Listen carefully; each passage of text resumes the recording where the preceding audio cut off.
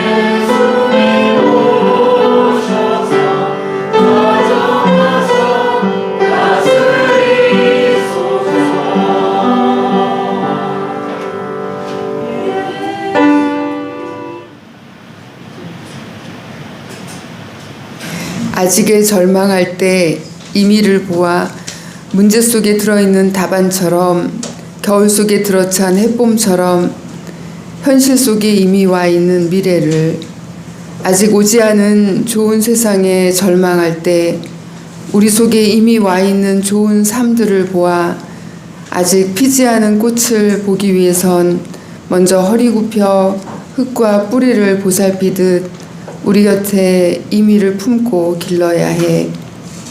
성탄절 둘째 주일, 새해 주일, 우리에게 다시 365일을 내어주신 하나님 감사합니다. 하루하루를 소중하고 감사하게 채우며 가꾸어 가겠습니다.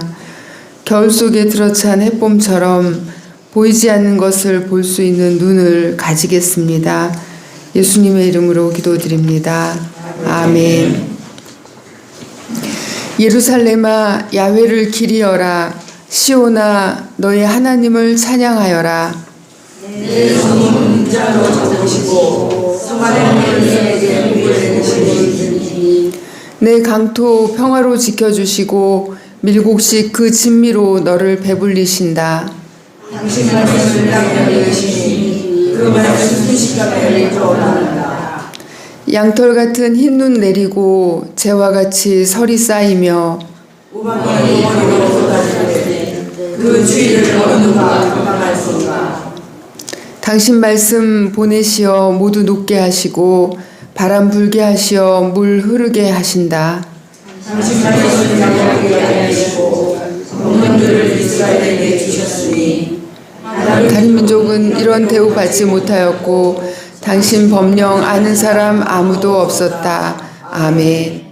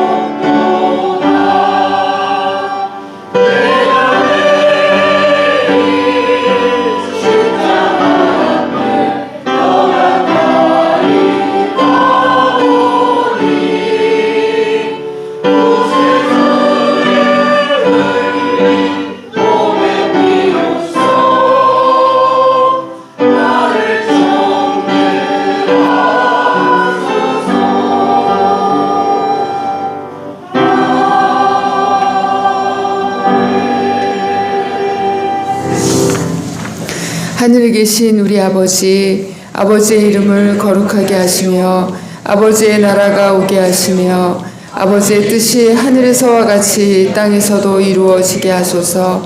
오늘 우리에게 일용할 양식을 주시고 우리가 우리에게 잘못한 사람을 용서하여 준 것 같이 우리 죄를 용서하여 주시고 우리를 시험에 빠지지 않게 하시고 악에서 구하소서.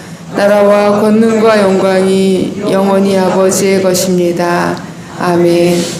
침묵으로 참회의 기도를 드립니다.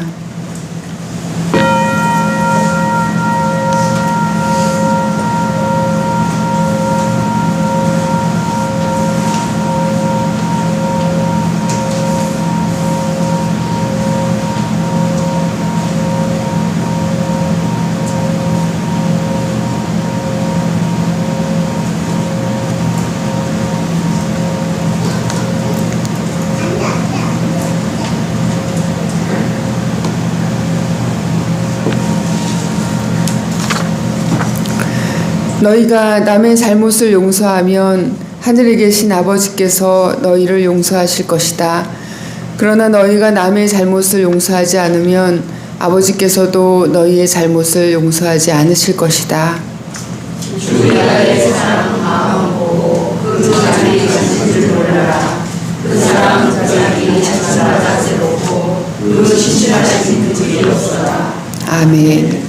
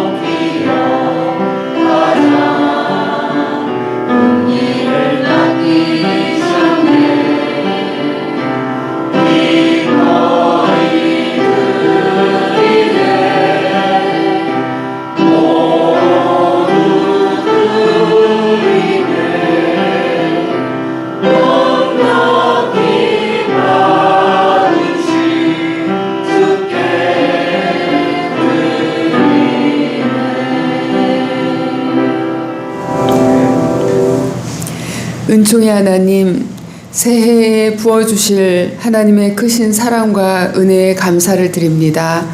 아버지께서 일하시니 나도 일한다는 고백으로 허락하신 2026년도 주님의 창조와 구원의 놀라운 일에 헌신하겠습니다.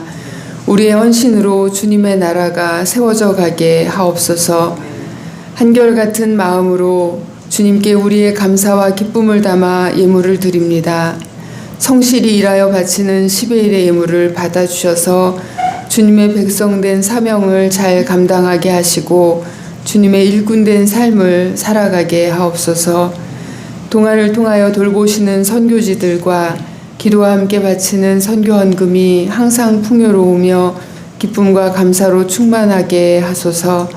세계 각지 이 땅의 곳곳 그리고 연약한 형제 자매들을 위한 나눔이 날마다 더욱 더하게 하옵소서. 올해도 동안과 함께하는 작은 마음들 겨자씨 헌금의 손길들에 감사합니다.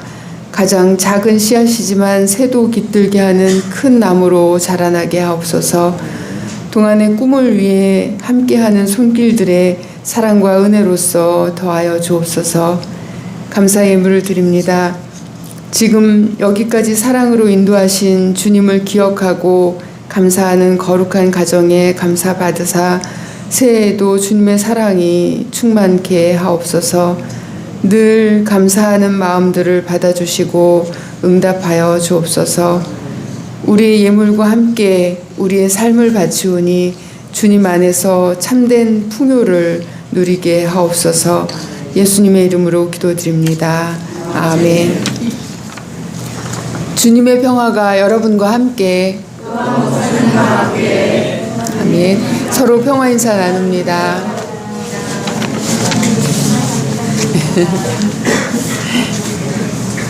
예, 새해 주일입니다. 6일은 주현일입니다.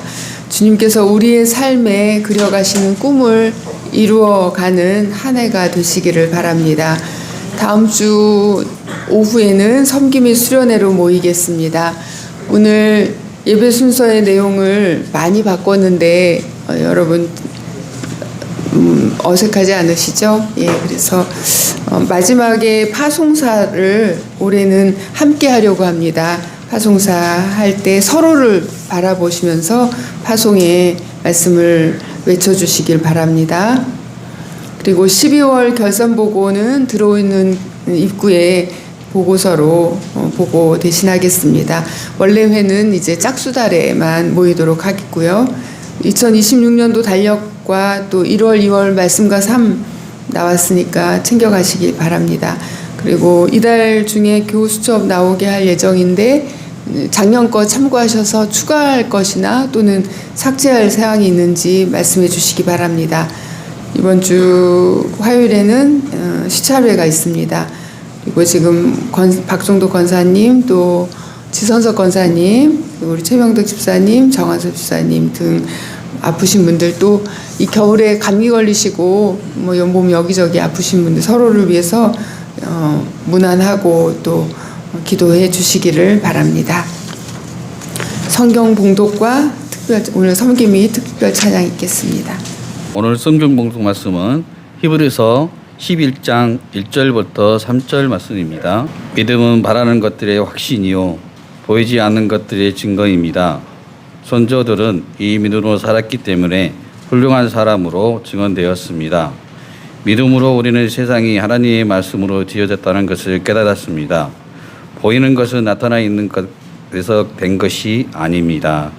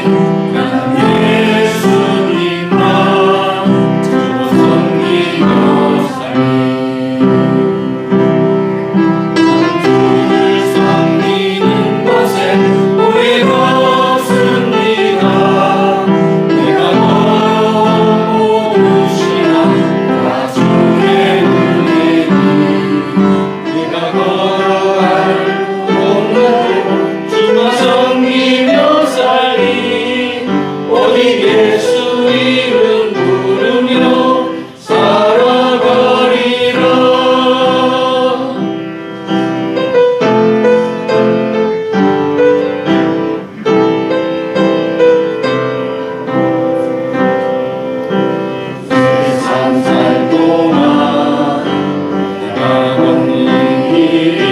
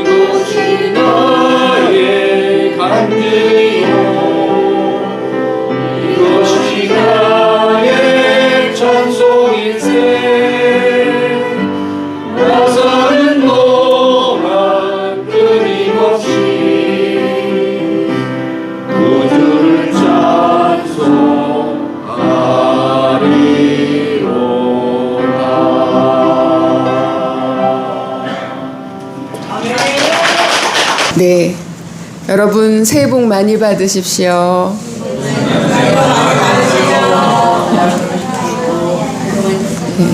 그리고 새해 복 많이 지으십시오.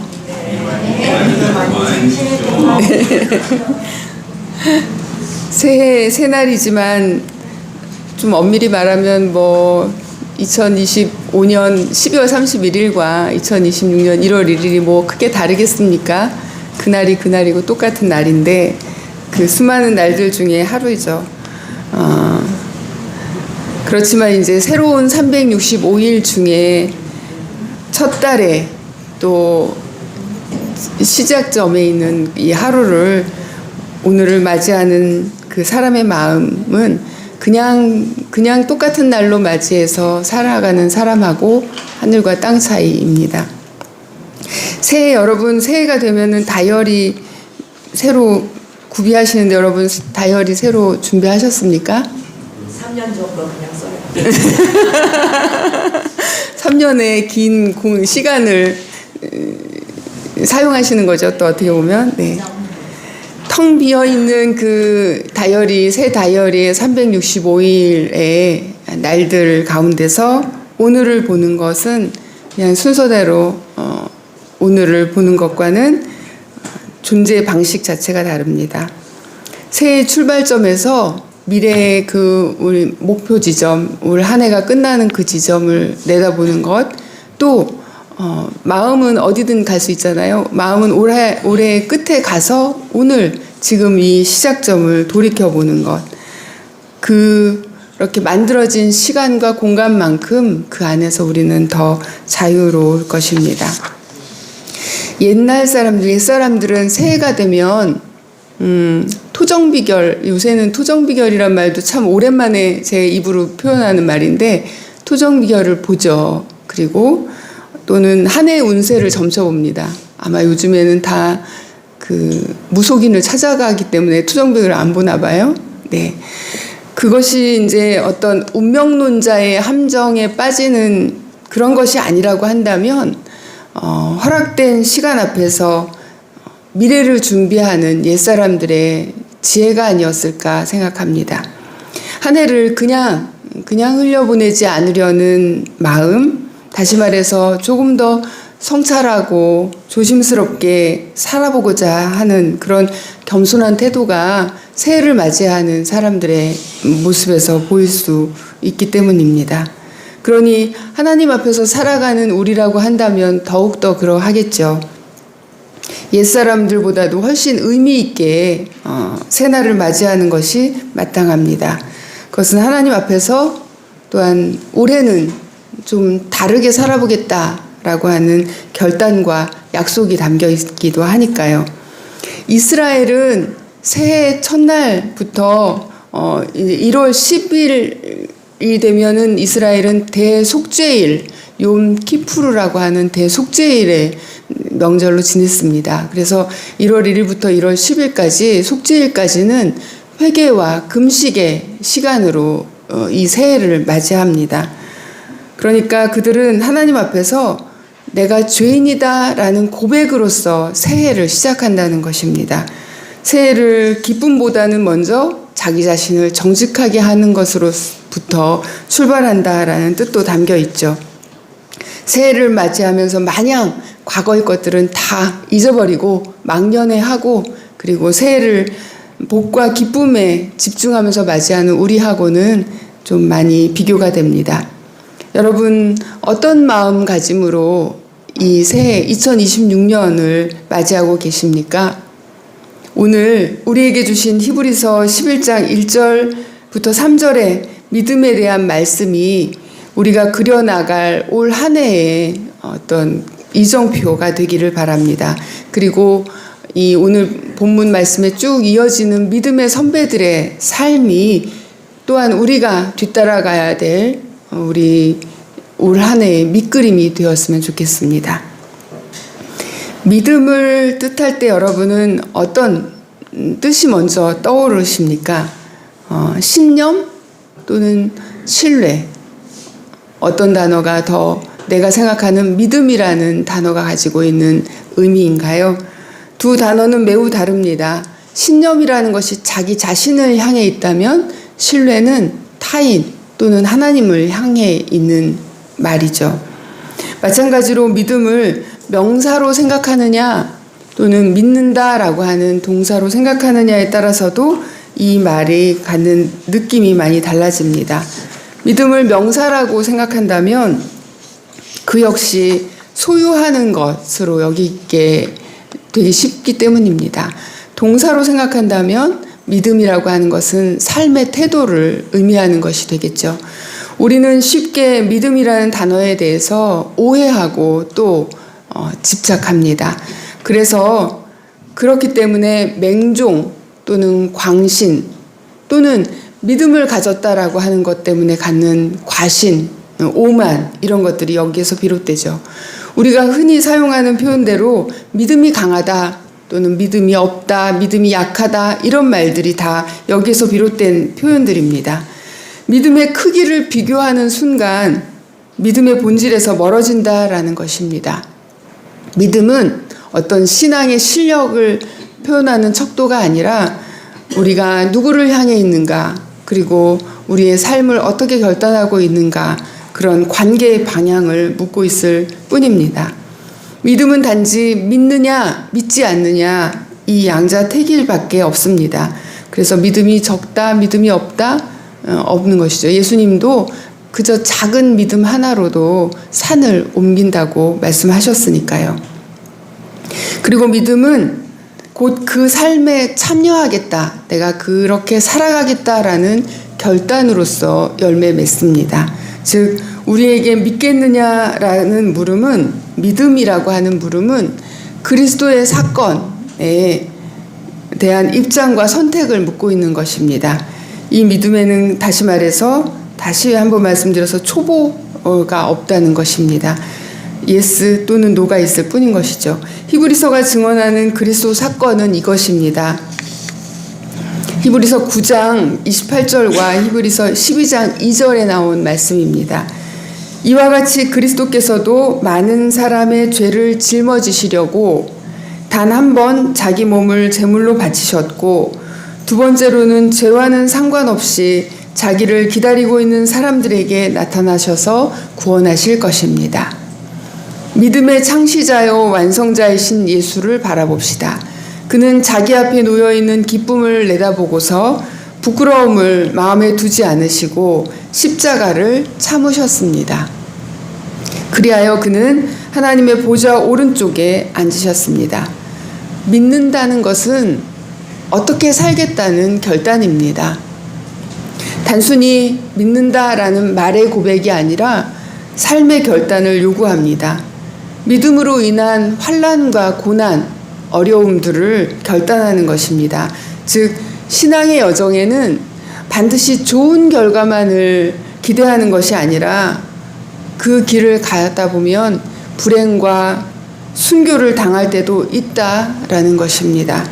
믿음은 무언가를 간절히 바라는 것이 아니라 바라는 것을 얻지 못해도 또 바라는 것이 아닌 것을 얻게 되더라도 괜찮다라는 것을 아는 것입니다.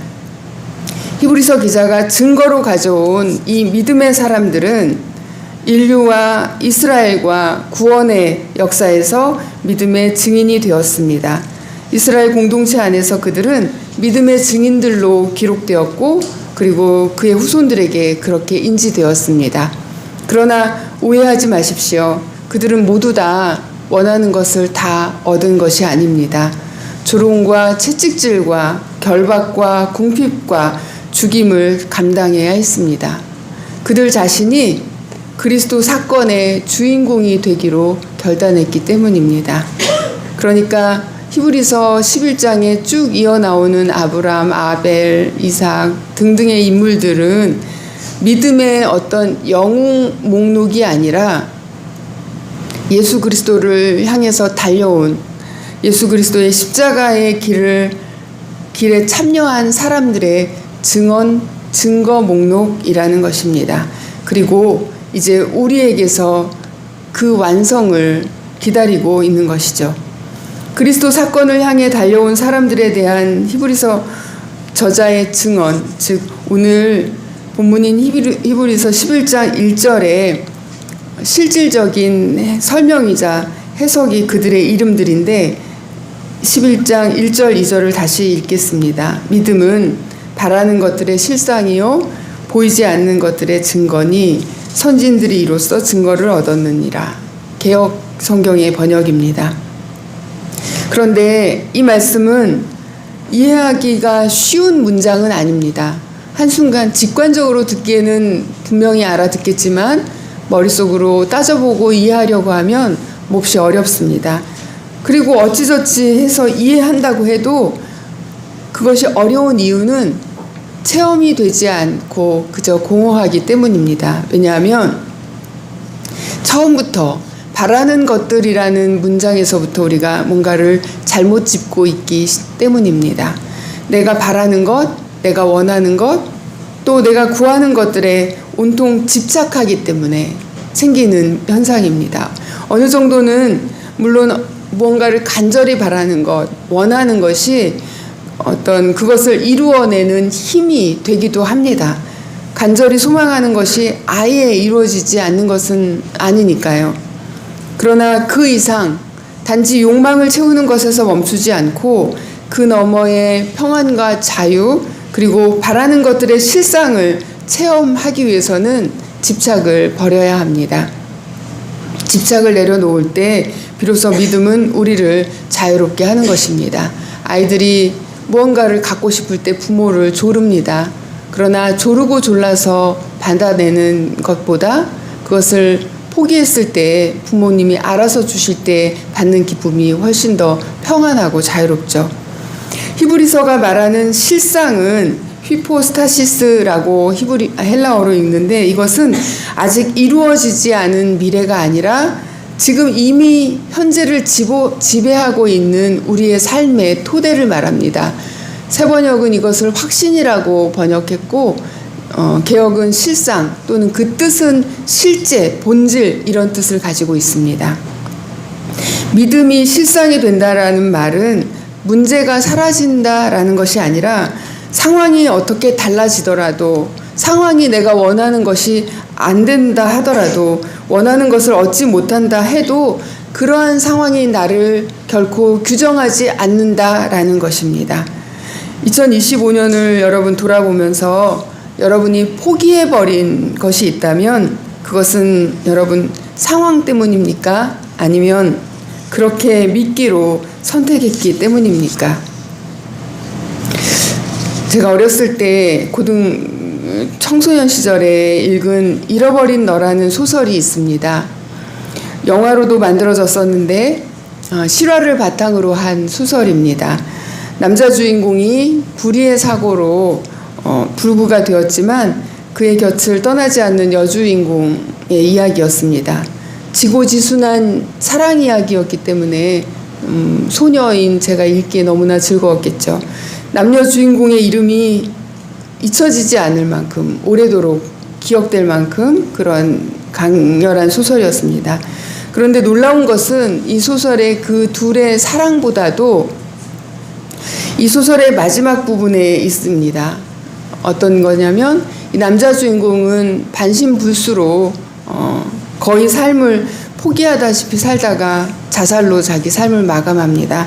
그런데 이 소설 끄트머리에 그의 신체적 상태가 그럴 만큼 비관적이지 않았다는 이야기가 있었던 것입니다. 얼마든지 재활로 회복될 수 있었다는 이야기인 거죠. 그를 평생 불구로, 평생 불행한 삶으로, 심지어는 사랑하는 사랑마저도 잃게 만든 그러한 삶으로 살게 한 것은 무엇입니까? 그의 포기와 좌절이 아니겠어요? 그는 사고당한 신체에 자기 자신을 스스로 가두었고 그리고 그마저도 견딜 수 없어서 스스로 생을 마감합니다. 작가이자 그의 연인이었던 여주인공은 그를 잃어버렸다라고 표현한 것 같습니다. 자기를 어떤 한계 속에 가두어버리는 사람, 그와 함께 살아가는 것은 그만큼 어려운 일입니다. 사랑은 나에게서 나와야 가능한 일이기 때문이죠. 여기 상황은 비슷한데 믿음이 달랐던 또 다른 이야기가 하나 더 있습니다. 에이미 퍼디라는 여성의 이야기입니다. 에이미는 19살에 두 다리를 잃습니다. 비장과 신장 그리고 왼쪽 귀도 청력도 완전히 상실하죠. 고등학교를 졸업한 에이미는 마사지 치료사가 되지만 어느 날 세균성 뇌수막염에 걸립니다. 그래서 생존율 2%. 퇴원한 후 몇 달간 그녀도 마치 죽은 사람처럼 그저 누워만 있었습니다. 그러다가 문득 자기 자신을 보면서 정말로 하루하루 죽어가고 있는 자기 자신을 보게 됩니다. 그녀는 누운 채로 상상합니다.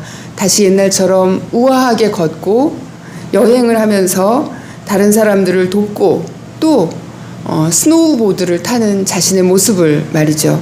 4개월 후에 그녀는 스노우보드를 탑니다. 물론 그때는 실패하지만 다시금 도전해서 마침내 월드컵 여성 스노우보드 우승자가 됩니다. 보이지 않는 미래를 먼저 살아본 사람, 원하는 삶을 먼저 상상 속에 그려본 사람, 그 사람이 자신의 현실을 바꾼 것입니다. 요즘 에이미 퍼디 이 여성 이상으로 놀라운 사람들의 이야기를 많이 보게 됩니다.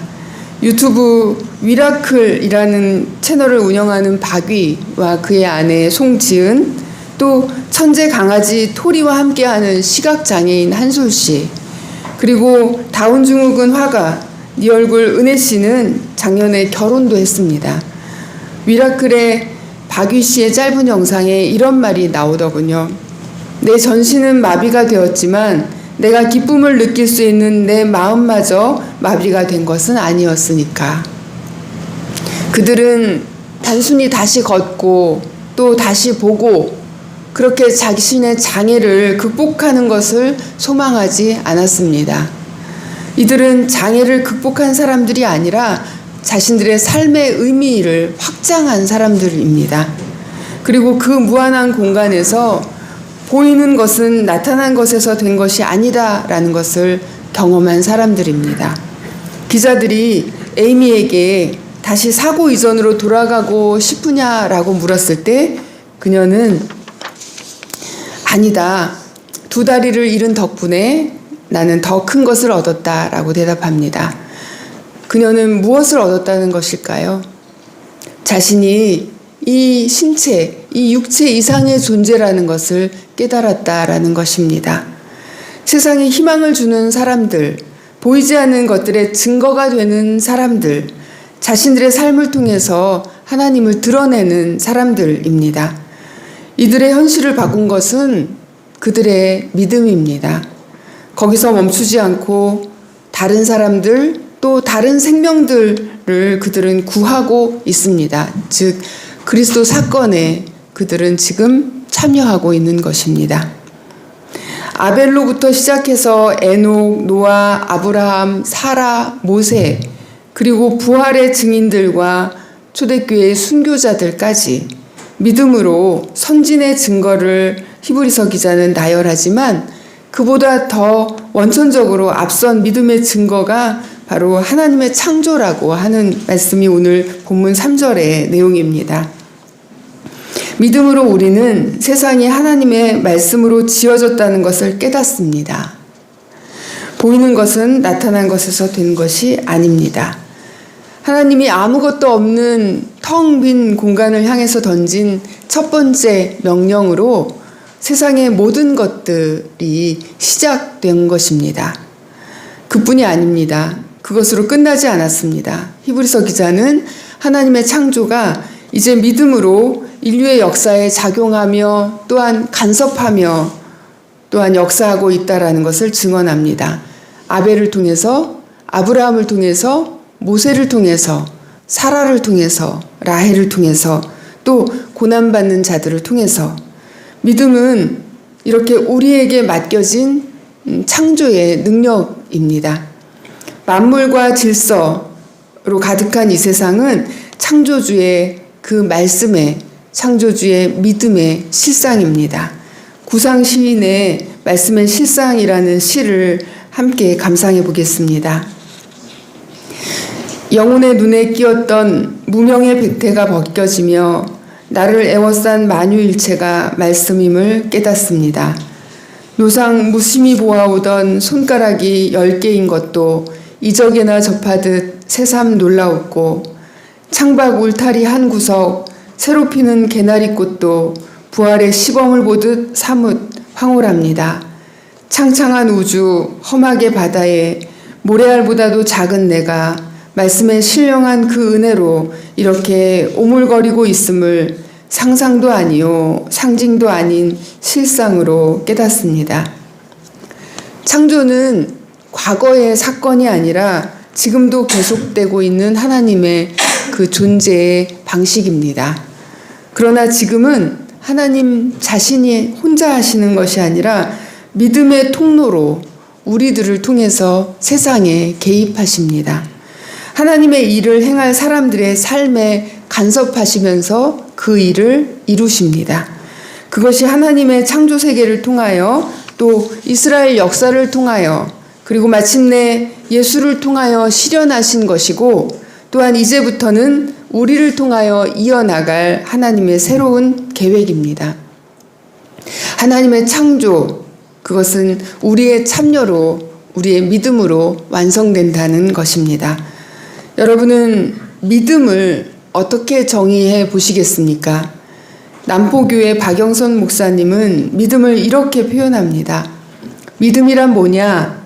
하나님이 인류가 스스로 자초한 실패와 절망을 뒤집기로 작정하사 도입한 새로 만드신 하나님의 은혜다. 하나님의 새로운 은혜를 감당하십시오. 하나님의 간섭을 여러분 허락하십시오. 하나님께 창조의 기회를 내어드리시기 바랍니다. 하나님께서는 오늘날 우리들에게는 더 좋은 것을 계획하고 계십니다. 오늘 본문 마지막 절에 나오는 이 더 좋은 것이라고 하는 것은 더 편안하고 더 안락한 더 고급스러운 그런 것이 아니라 그리스도를 통해 이루어진 더욱 완전한 구원을 의미합니다. 또한 하나님의 창조와 그 구원 역사의 완성을 의미합니다. 그런데 그것을 이루는 것은 오직 각 사람에게 달려있다라는 것입니다. 하나님의 계획에 응답한 자들을 통해서 이루어지는 새 역사라는 것입니다. 여러분, 히브리서 기자처럼 또 이 박영선 목사님처럼 믿음이라는 단어를 한번 정의 내려 보십시오. 믿음이 무엇인지 찾고 또 무엇인지 깨닫는 그 여정이 바로 여러분의 믿음의 길을 보여줄 것입니다. 믿음이 무엇인지 찾는 동안에 이미 깊숙이 하나님께서 우리 삶 속에 들어와 계시다라는 것을 깨닫게 될 것입니다. 무한한 사랑과 빛의 공간을 향해서 창조자로서 명령하듯이 여러분 명령하십시오. 2026년 동안 공동체를 향해서 하나님께서 열어주신 한 해의 그 많은 날들을 향해서 또한 우리가 향할 많은 관계들과 또 실천해야 할 사랑할 사람들을 향해서 여러분 자신이 하나님이 드러나는 하나님의 실상인 믿음의 실상이자 또한 증거가 되시기를 바랍니다. 히브리서 11장의 마지막 구절은 하나님의 창조의 완성이 우리에게 달렸다라는 것을 말해줍니다. 잊지 마십시오. 이 시작의 날 주님께서 우리에게 완성의 길을 말씀하십니다. 히브리서 11장 39절부터 40절 말씀으로 오늘 말씀을 마무리하겠습니다. 이 사람들은 모두 믿음으로 말미암아 훌륭한 사람이라는 평판은 받았지만 약속된 것을 받지는 못하였습니다. 하나님께서 우리를 위하여 더 좋은 계획을 미리 세워두셔서 우리가 없이는 그들이 완성에 이르지 못하게 하신 것입니다.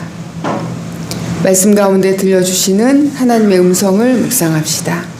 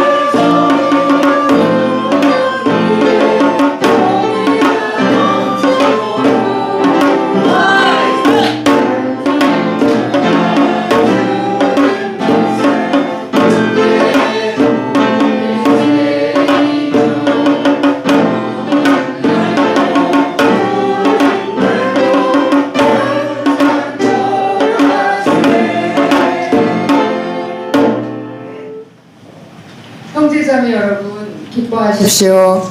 온전하게 되기를 힘쓰십시오. 서로 격려하십시오. 같은 마음을 품으십시오. 화평하게 지내십시오.